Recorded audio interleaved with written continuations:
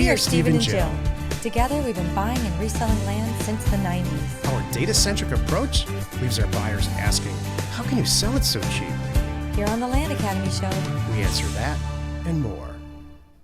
Steve and Jill here. Hi. Welcome to the Land Academy Show, entertaining land investment talk. I'm Stephen Jack Butala. And I'm Jill DeWitt, broadcasting from pretty Phoenix, Arizona. Today, Jill and I talk about how internet trolling has become acceptable, and this is what we do about it. Before we get into it, though, let's take a question. I was thinking, I'm like, Oh, sorry. It's okay. Go ahead. No, it makes me a little bit mad, and it's very interesting. And what does this have to do with us? We'll tell you in a minute. It does. We created Land Academy Yeah. to really improve people's lives and to create business partners for ourselves. Yeah.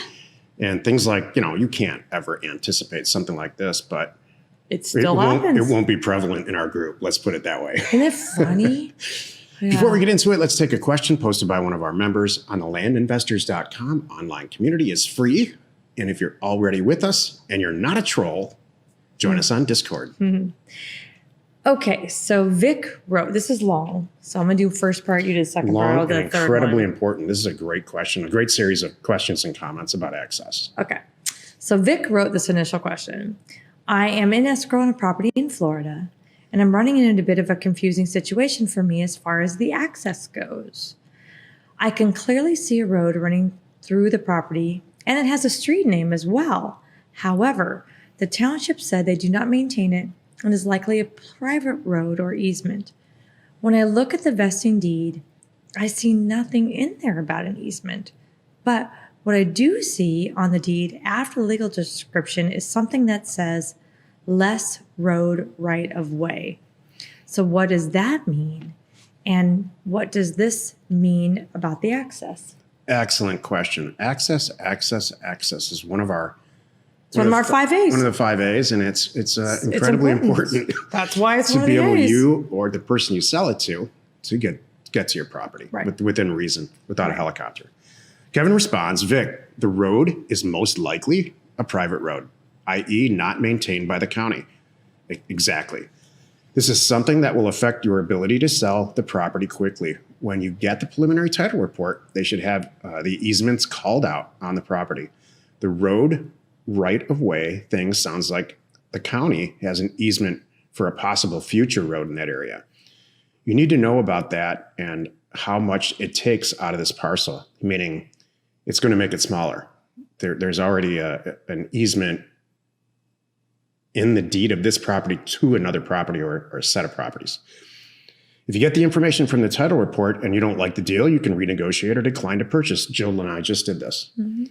You may have some fees to pay the title company if you need to do that, but that's very unusual. Exactly. Lori went on to add, hey, I've had this situation play out in different ways, some of them based on county records and others based on state law. That a title company should be the ones to provide you the information. Here's what I've seen. Number one, the private road and ownership marked on a survey for one of the bordering properties. Sorry. It's awesome. It's great. We have some back. If you're listening to this, we have Our landscaper's here. Yay. Drama on the back, which is pretty good. He looks like a gangster with his red bandana. Looks like a gangster cowboy. Like someone's gonna jump us, and he's doing a sucky job sneaking up behind us. Like, I hope this goes on the whole time. This is great. Okay, number two. The non-platted road belongs to another owner or utility located further down the road, and it was a state or county specific. I'm not sure which in each case. Whether the owner of the property was automatically granted use of the same road, and that went through the property. So that's number two. Lori has five different things to say. Another situation, number three, Lori had, based on state law, if the private road ever belonged to a large parcel that was split up, every subsequent split off has an easement to that road in perpetuity. That's a good thing. So the title company had to get a survey of the original undivided property. They'll do that. Number four, these are another example she had. One was a single landlocked property that had 6 recorded easements running through it for surrounded owners going back to the 1800s. but none of the roads existed anymore and the property had no access. So you're correct. That one didn't make any sense at all. And the number 5 example of what she had, there was continued long-term use of a road, which allowed the user to make a claim of adverse possession, and which could be the person you're buying from. That's another legal issue with varying rules. So what's important is to get the answer before you buy it. Once I visited a property after I bought it and the adjacent owner drove by 3 times while I was there, challenging me more aggressively each time about his exclusive ownership and use of the road. I gave him the name and number of the title officer, and I don't visit properties anymore. That's funny. He tried to say it's my road. She's like, I know it's kind of on my property. Here's the point, and I didn't put this in here to scare you, especially if you're new.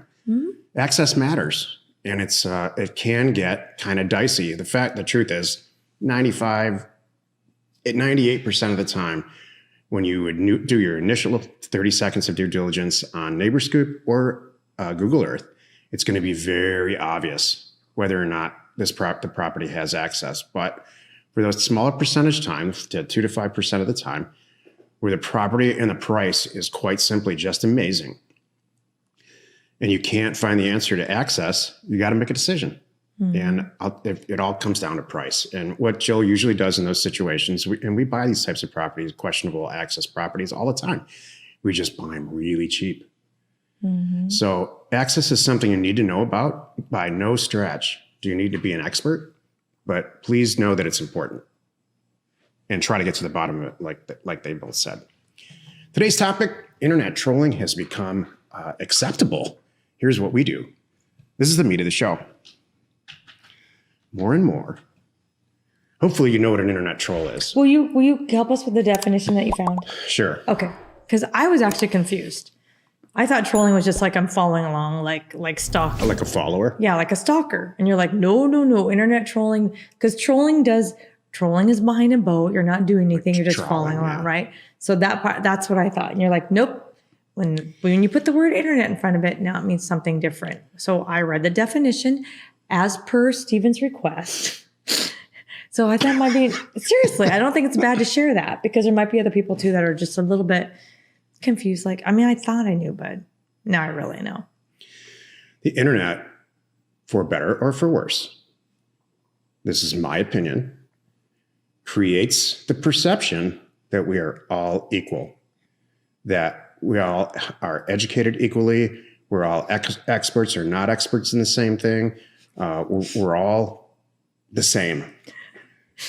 And this is just my opinion. That's ridiculous. You know, some people are great at relationships. Some people aren't. Some people can buy land. Some people can't. Some people have no interest in buying land whatsoever, but love accounting.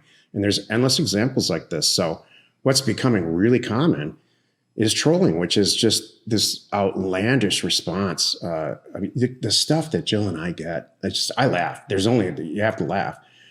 But where I draw the line, trolling is, just banging out, Give us the exact. Like, for instance, this is going to air. What I just said about equality in the internet is going to air all over the place, like in probably 50 places, because that's how this podcast works, including YouTube.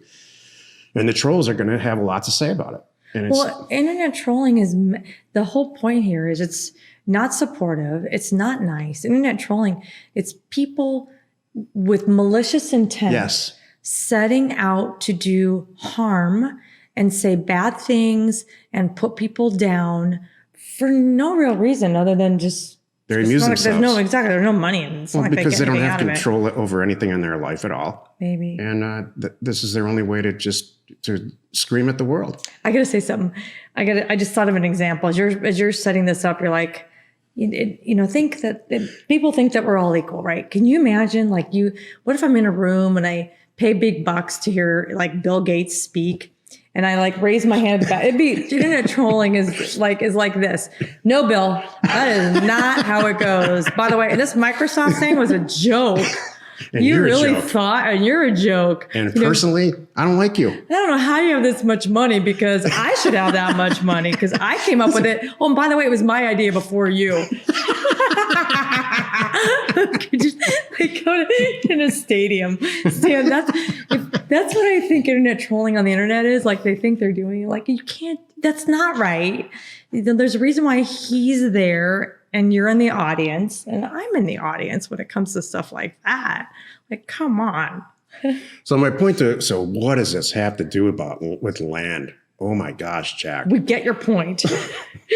We sell land on the internet. Right. And that part of this remains, in my opinion, relatively troll-free. Surprisingly. But I will tell you this. We have lots of internal groups on Discord and landinvestors.com, and there's a lot of communication, even now, Career Path.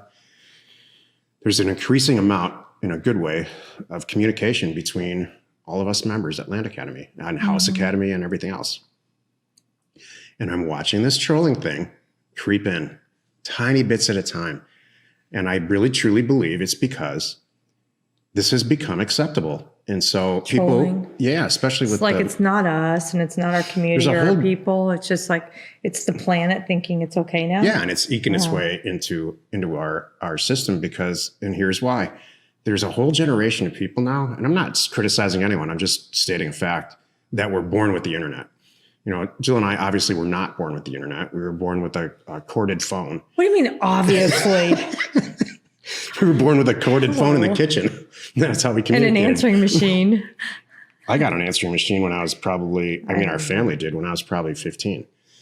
So that's, it's not second-hand nature for us to comment on stuff in various places on the internet without any decorum at all, with no responsibility and no accountability. But that's not Land Academy. Land Academy, we require decorum and responsibility and accountability. Why? Because we're entrepreneurs, and we hold ourselves accountable and responsible for our own success. Go ahead. Go ahead. I said, what do you suggest we do? Like, okay, so here's the deal. I can tell you what we just did. Other than you and I shutting down all our sites, just kidding. We had this problem. I'm talking about one person out of thousands. Okay. We had this problem in the very beginning of Land Academy, because, and rightfully so, people questioned whether or not it worked. Well, we're way past that. We're what is it, 7 years now? We're on year 7, I think. Yeah. We just had our 7th anniversary. 6th anniversary. This month, I think. Yeah. 6th or 7th? 6th. Okay, 6th. 2015, 2021, 6th.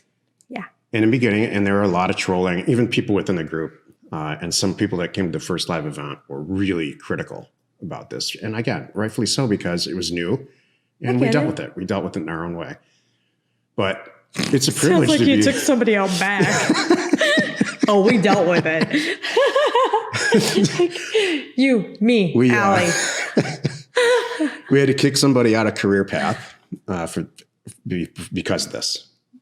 And that's really, really sad, because Career Path is not inexpensive and it's not free. And it's Career Path is for people who are really serious. High level. Really serious about buying and selling land as a career, and we're here to help because it's our career too. Mm-hmm. So I'm holding us to a different standard than than Facebook, let's just say.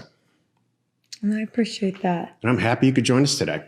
5 days a week, you can find us right here on the Land Academy Show. Tomorrow, the episode on the Land Academy Show is called Getting Ahead of Yourself in the Land Academy Education Process. You are not alone in your real estate ambition. Tomorrow should be, please don't get ahead of yourself. That's really and I'll explain this tomorrow in the education process, because that's what happens sometimes. I have chomping at the bit. I know the answer. I know the answer. Hold on, everybody. I have many funny lifelong examples of getting ahead of myself. Okay, good. If you need access to any sort of ownership or property details, including owner phone numbers and FEMA flood map overlays, check out neighborscoop.com or parcelfact.com. Created by investors, that's us, for investors like you. We're Steve and Jill. Information and inspiration to buy undervalued property. We hope you find our content valuable, and we appreciate your support. If you have not already, please check out our channel and hit the subscribe button. And your comments and suggestions help us to create the content you're here for. Hitting the like button helps to support our channel's algorithm and gauge your interest for future shows.